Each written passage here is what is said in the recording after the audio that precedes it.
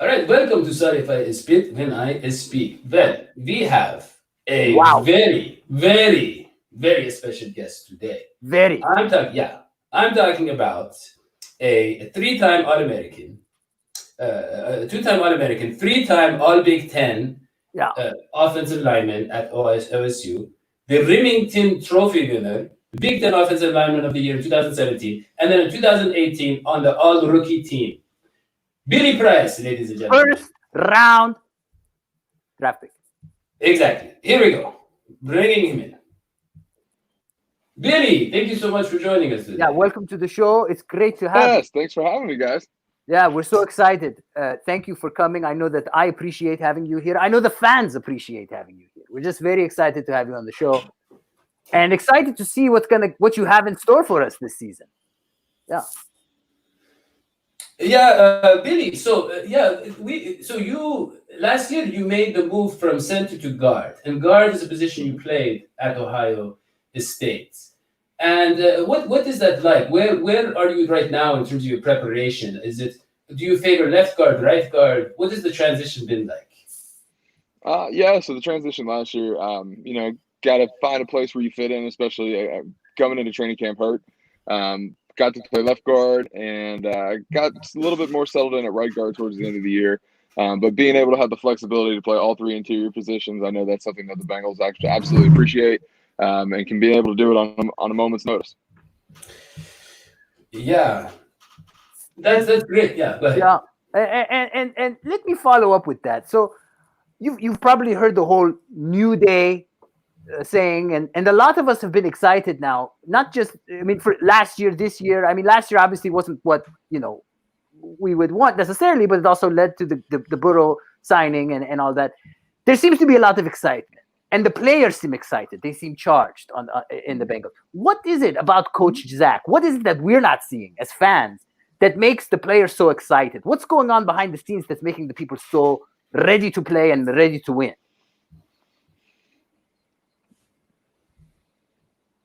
Yeah, he's got Coach Taylor's got a youth energy behind him. He understands, the pop culture and understands, what's important to players. Last year I always tell people we almost had like a college-esque type offense. Again, we did a lot of motions, a lot of shifts, and a lot of those things actually help the players. And so when you're helping the players and we can try to perform better and we can execute better, it just makes us more comfortable out there. We had a couple hiccups last year, especially in the run game, especially in the early part of the season. But as you saw after when we played the Rams over in London, things just took off. And Yeah. it's a lot of credit to the coaches. They made some changes, did some things, and things really took off. And it makes it exciting for the guys, especially in that organization, in the facility. That every day you go to work for somebody who's going to go out and help you and make sure that you guys are performing the best. Yeah, I saw that. I saw the explosivity, the shall we say viscosity. It was really exciting. May I follow that up with another question, which is that obviously the head coach makes a big difference on the team, but position coach is someone that you work directly with. Now, what's different about Coach Turner's approach than the other coaches you've had in the past? Mm-hmm.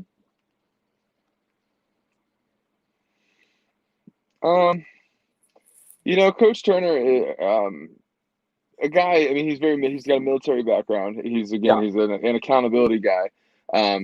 You got a lot of respect for him, and I think every coach has got their quirk that's better about them compared to other guys, and so you can't say that one's better than the other. No. I just know that the offensive staff works collectively as a whole very, very well together.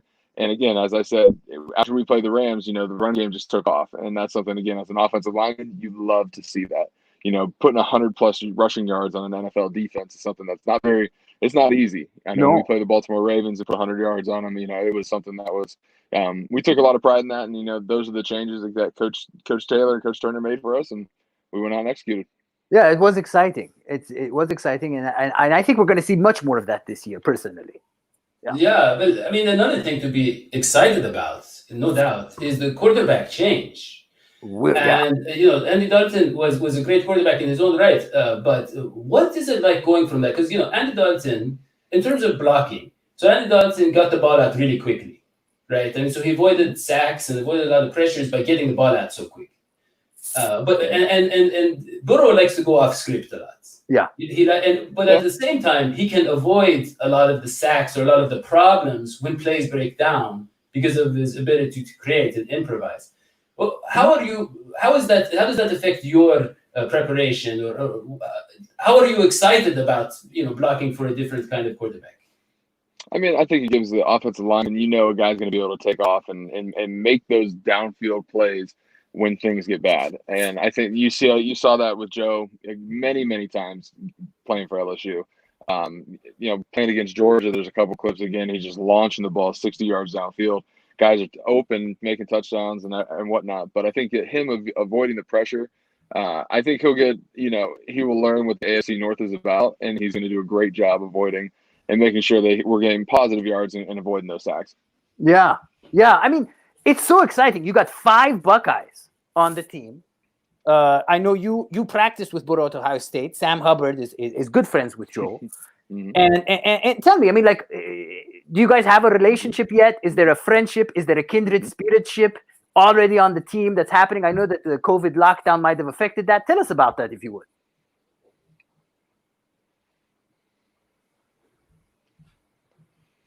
Yeah, no, again, it's just like meeting old friends again, man. I practiced with all the Buckeyes that are on our team now. Playing with Mike Jordan, Von Bell, Sam Hubbard, now Joe.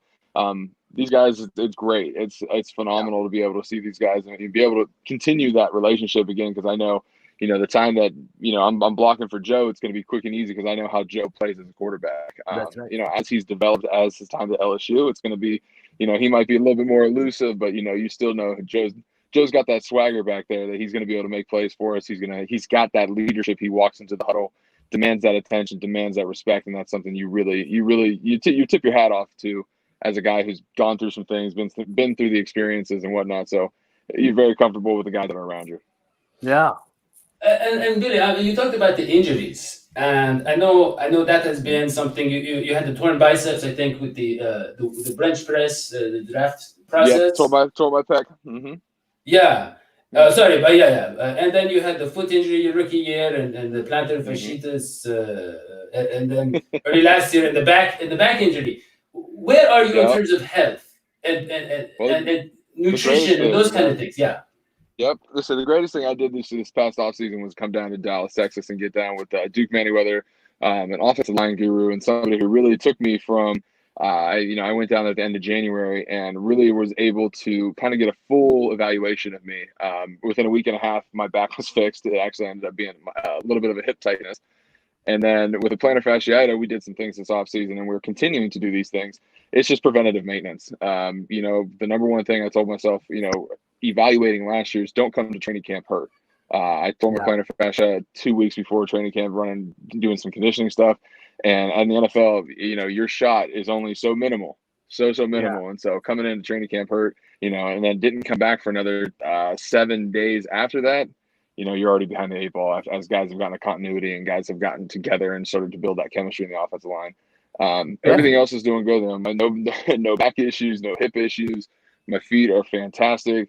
My mental health and everything is doing fantastic as well. I'm in a place that I understand that I got to make sure I come prepared for any position. I come prepared with a chip on my shoulder and to make sure that I'm going to go put my best foot forward. Because again, I was a first round pick in 2018, and that's something that I don't take lightly at all. Right. Yeah. You're young, and the recovery for you is not really going to be a big deal because you're young and healthy, and that's great. And you should maybe also try some oils like avocado oils and turmeric and other things. It's things I can tweet this out to people so they know. There's all kinds of things I do. My regime in the morning, which is a lot of vegetable based omega-3 acids. I'm having a hard time hearing, my man. Oh, I'm sorry. Okay. Oh, can you hear me? I can hear you. I can't hear Dr. Hodgie. It's probably because he was spitting out nonsense. Yeah, there's a lot of nonsense. It's okay. It's just a lot of blabbering. Exactly. Please disregard all of that. Please disregard. That's fine. Actually, you guys don't need to use my magic. That's okay. We're going to bring in the opposite of nonsense, and that is Coach Matt Minich, who is an expert on everything football. He's a writer at Cincy Jungle. And he is very, very high on you and very much looking forward to seeing what you can do next year after a very positive conclusion to your last season. Coach Minich. Hey, how's everybody doing? Very good. Good. Yeah, Billy, we've talked about it a little bit here. It's been mentioned a little bit about your versatility. And I think a lot of people don't realize that an NFL team is generally going into a week with 8, maybe 9 offensive linemen active. So that is something that's really important. And even when you're in a starting role at one position, you could shift into another one during the game just because something happens. So you mentioned it a couple of times, but how do you prepare not only going into the season, but going into a week when you might be expecting to start at left guard, maybe you start at left guard, but one play into the game, something happens, and all of a sudden you're snapping. How do you prepare to, for multiple positions like that? And I think the first thing is I don't think that people truly understand how difficult that really is. I know Cody Whitehair spoke about it a couple years ago. It was like all of a sudden you go from playing center from when he was playing with Chicago to going to play left guard, and he used the analogy, it's like wiping your rear end with your opposite hand, and how difficult something like that is. And some people, it's like, oh, it's your left hand to right hand and you're playing guard, it's no big deal. It's a substantial difference, and especially the timing and then the continuity and chemistry you have with the tackle that's next to you. So going into that preparation, I think the biggest aspect, again, as you alluded to, you have 8 guys active.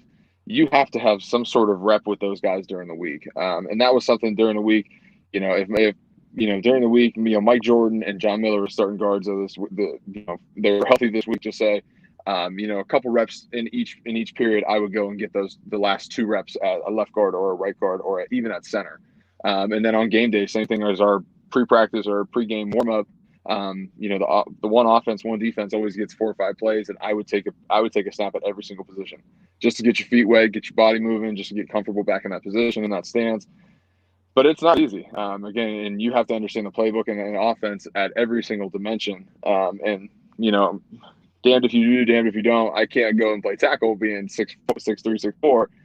I have to understand it from all 3 interior positions, thankfully, because if we had to go to tackle, the offenses in the NFL playing tackle, or it's a whole nother world out there.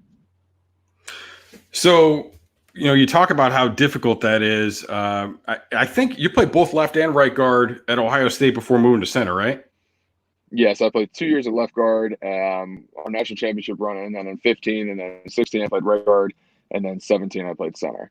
So I had experience at all 3. I am right-handed, so I'm a lot more comfortable playing right guard. When we played the Patriots this year, and John Miller got dinged, had to go in, and it was a lot more comfortable than going in to play left guard when I had to go thrown in there against San Francisco at the end there when Mike Jordan got his knee dinged up.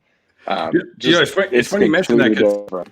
It's funny you mentioned that because you played left guard the majority of the season, and then at the end of the year when you came in and played right guard against the Dolphins, I really felt like that was your best game. I have no idea what Coach Turner thought of it, but I mean, especially in the run game, I thought you were getting some great movement in that game. There was one play in the first half where you had a reach block on a zero technique nose tackle, and it looked effortless. So.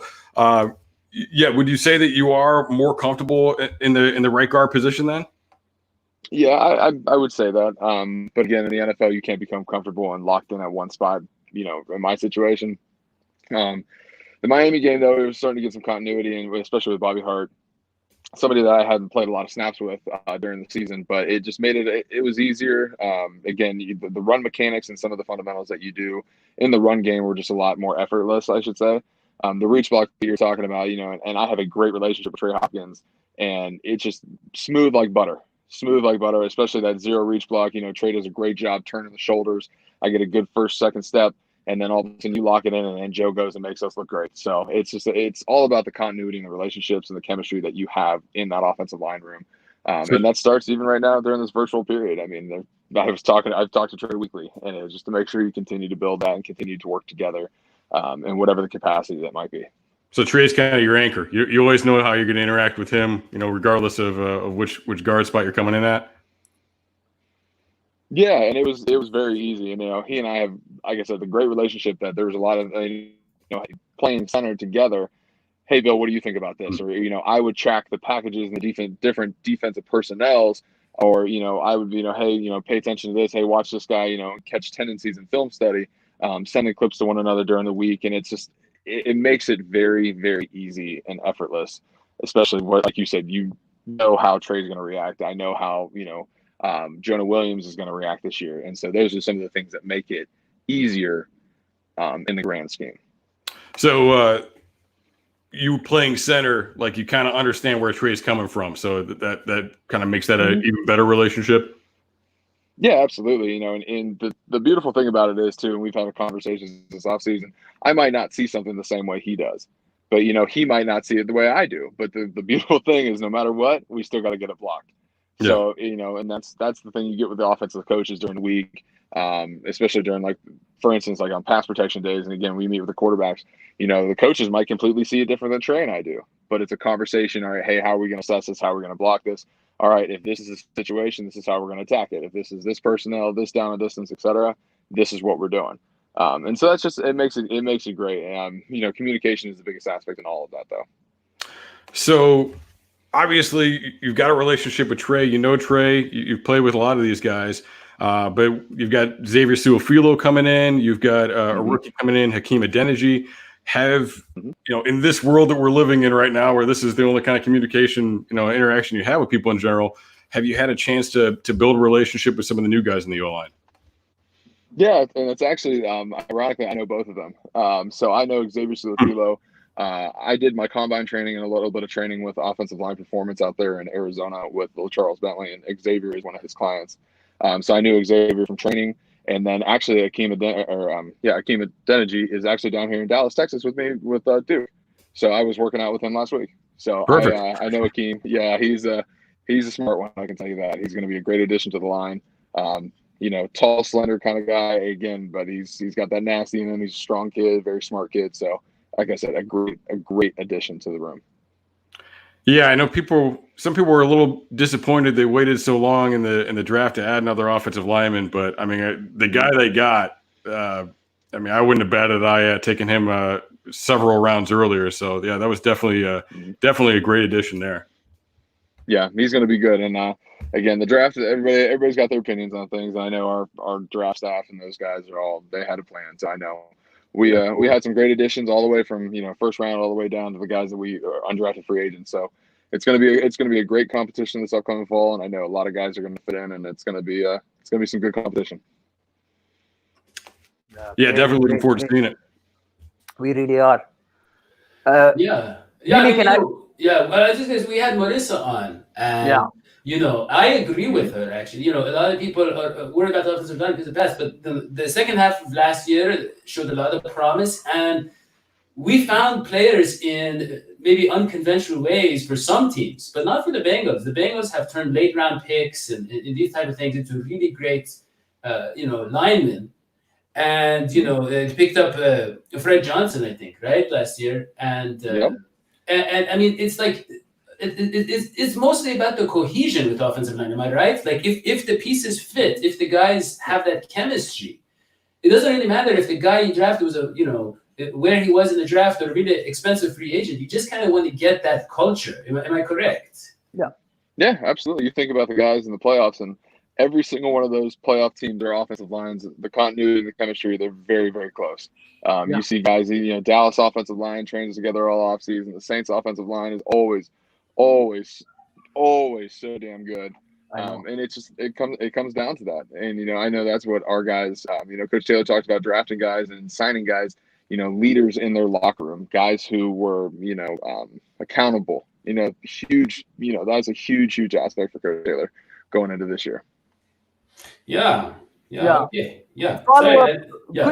Quick follow-up question, Billy. I don't know if you can hear me this time, but do you have a role model, someone that you want to be like, another offensive lineman of the past, someone that you model your playing style and who you are and what you want to be after? Yeah, I think I started probably watching Travis Frederick from the Cowboys, probably going into my senior year. Just somebody, I mean, he knows what's going on at all times, and he is a tenacious blocker, Big Ten guy, went to Wisconsin. I mean, a big, you know, a solid, a true anchor. When I was at Ohio State, you know, Coach Meyer always talked about the center being the apex of the offensive line, of the offense, the guy who's the leader, guy who's going out there and, you know, leading the charge and making sure everybody's ready to go. And that's something that I took into consideration, and something that was very near and dear to me at Ohio State. you got to be the apex. You got to be the anchor. And I know Travis, through his play, has done an absolutely fantastic job, and somebody who should be considered for the Hall of Fame for sure. That's great. Thank you. Yeah. Mm-hmm. I got to say, yeah. Dadio, I got to say, after talking to Mr. Price, I'm pumped. I am pumped about this year. I am pumped about the Bengals. I am pumped about the O-line. I think the haters out there who doubt this team got to not talk. Yeah. I mean, we're really mostly talking about the Steelers fans, but yeah. You got Steelers fans, you got your Ravens fans, you got your certain people on ESPN and elsewhere who don't believe in the Bengals. I believe in this team, and I think this is going to be a great year, including the O-line. Oh yeah. I mean, Billy, the running backs. I mean, you look at the talents at the position of the running. I don't know. I didn't even know where to start. I mean, other teams would be lucky to have half of the running backs that we have. And we got go ahead, please. I would say, Joe Mixon, Giovanni Bernard, Travion Henderson, or Travion Williams back there, Rodney Anderson. Again, Rodney, before he got hurt during preseason, I mean, making cuts, taking guys on the second level, not afraid of contact. Again, as you said, you got a stable running backs of 4 guys, and then when we just signed a kid out of Florida State, Jaquil Patrick. I mean, who else across the league's got that kind of stable back there? Who got the horses like we got back there? And what is it like blocking for those guys? What's the difference between because I know that you have the Geo type, kind of the smaller, kind of feisty guy with a good pass blocking. I think Travion also has that kind of similar style, and then you have Mixon, who's just like a big guy, but he runs like I don't know, he runs like a smaller guy. What's the difference in terms of the blocking for them? I guess the biggest and the best thing about all 4 of them is they have a communication with the offensive line. Like, if we see a certain look and we're going to attack a guy, and this is but we can communicate, and this is what they expect from us, and that's something that Joe does a great job. And he has conversations with Bobby, Trey, all these guys during the week, and hey, if you're going to set the guy up this way, I'm going to do this, and then catch a guy, and all of a sudden those are when you see those 10+ yard runs. I know the statistics just came out this past week from the NFL about guys who had 10+ yard runs, and Joe Mixon was what, if not first, second. And again, that's a guy that's why you have that communication, you have that that accountability, and somebody who takes pride in his job, and he's got such a passion for football. I mean, he hates losing. I can't say we went 0-9 at first or whatever. We lost a stretch of games at first and pissed off after every single game. And he's the first guy to talk about things. First guy, checking people to make sure that people are accountable. And that's my guy. That's the leader in the locker room. That's my guy. Yeah. Great Twitter account too. Yeah. Well, yes. That's and a really, really good Madden player too. I know. Yeah, I've heard. Yeah. So we have some questions from Reddit, real quick. I mean, if you want, do you have time, Billy? A little more time. Yeah, absolutely. What's the questions? Yeah. So this one comes from Hoopla Estank, and it says, "What goals have you set for yourself? What steps have you taken to achieve those goals? Thank you for signing my hat. You are a cool dude. I see you at work all the time." Yeah. So again, for me, it's continue to get back into that starting lineup. I know there's a lot of competition, a lot of meat on the bone there at guard for us, and it's everything that I've done in Dallas. It's the preventative maintenance, making sure that my feet, my joints, ankles, shoulders, back, everything is healthy for when we come up to this fall. And again, it starts at training camp. Show up to training camp at weight, healthy, ready to rock, and go kill the conditioning test, and let the rest just fall where it should be. Because I know the kind of football player that I am. And we're going to continue to go make strides this year and make sure that we're ready to rock. Great. And that Pirates game is the user. He doesn't have a question. He just says, "Tell him I like his dog." That's it. Yeah. I say I got 2 dogs. I got Cora and Colby. They're 2 silver labs. Cora is going to be. She just turned 2. And then Colby is another. He's my puppy. He just turned 1, but he's like a 97-pound puppy. So Whoa! Wow. He's a big boy. But he's my puppies. Maybe he played tackle. My wife's snuggle buddy. Yeah, great tackle. That's cute. Yeah, and so Chet Knox, this user asked you, have you ever threw a puppet in the trash? Oh, that hurts. I throw a puppet in the trash? Yeah. No. Puppets. They stay on the shelf or when being used. See, that's what I'm Billy, we get a lot of hate out there because we're puppets. Can you believe that? Yeah. I don't even want to show you Exactly. some of the stuff. People have used very vulgar language, but Ken Anderson tweeted about us after he's on the show. And he said it was his bucket list to be on the show hosted by Puppet. So that's all that matters to us. Yeah. Hey, check the box off for Ken. Yeah. Yeah. All right. Well, I mean, I think we asked you other questions. Is there very anything generous else- with your time. anything else you want to share with us, Billy? No, I know we're looking forward to the season. I just everybody's got to be safe these days right now, especially with COVID going on. You got to be safe. Again, for us to have a season, everybody's got to try to continue to wear masks, continue to contain this virus. Wash your hands, take care of your family, take care of your loved ones, your elderly, and make sure you just help your neighbors too. I think with this COVID stuff, again, it might be a discomfort for 10 minutes to go into a store with the mask on, but for 10 minutes, you're going to impact a lot of other lives. And I think that's really important for us and the NFL and every other, sport that is coming up here. You got to take care of yourselves, folks. Yeah, wear your mask. We really want to see the Bengals this year. Please wear your masks. Yeah. Mm-hmm. And we Please have, wear your mask. yeah. So, Coach Minich, any final questions? Yeah, I do have one. You mentioned Joe Mixon and his leadership. I was just wondering who are the leaders on the offensive line specifically? I would say, Bobby. I'm putting you a little bit on the spot there. Sorry about that. But. Yeah, I would say no, it's fine. No, it's just we had so much fluidity last year, so many different starting lineups. But Bobby was one of the guys who really did. I mean, he's a guy who holds people accountable. You talked about that Miami game, for instance, and all week, again, every stretch block that we did in practice, he's always on me. Hey, backside hand, drive knee through the crotch. Different coaching cues that were really helpful for me, and that's what you see during the week, or that's what you see on that game. Had a lot of really good blocks, and against good defensive linemen out there. I mean, this is the NFL. There's no slouches out there, so I do tip my hat off to him again. Trey Hopkins again. He developed into a role last year. Again, he starting center, and just really, again, midway through the season, he was like, "Yo, this is my line. This is my team. This is what we're doing. This is how we're going to do it." And you got to give your hat off to him again. The accountability, the leadership, and as I alluded to, being the apex. Great. Awesome. Thanks. Yeah, I mean, Hodgie, any final questions? I just really appreciate Billy coming on the show and pumping us all up, because this is going to be. I mean, this is so exciting. Yeah. Absolutely. Yeah. Yeah, it's gonna be a great year, man. It's gonna be an absolute great year. Yeah. And if you guys can feel the energy off of me, you should see Coach Taylor during some of our Zoom meetings during the virtual offseason period. That's awesome. Just ready to go, chomping at the bit. And again, it's gonna be a fun year for us. He is younger than my oldest stepson. He's so young. Wow. Yeah. He is young. And, he is very, very young. Yeah, that is crazy. Yeah. Well, Billy, thank you for coming on the show. I don't know if the show is really, really taking off. We've had a lot of Bengals. I mean, if you have other Bengals friends, I assume you do, you can tell them to come on the show. We'll be happy to have them. Definitely.